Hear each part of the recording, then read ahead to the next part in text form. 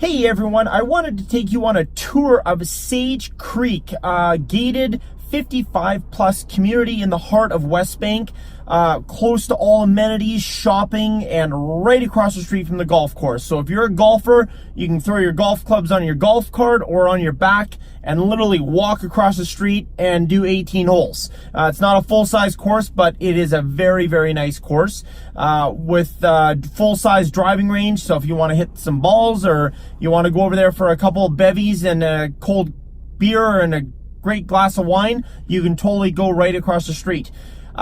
This does have a beautiful amenity center that has a reading room. There's a little gym, some free weights, a couple exercise bikes, and a couple treadmills. Nothing too crazy. And then there's these big leather overstuffed couches, great for socializing. And there's a whole bunch of events they do every week, every month. There's always something happening here.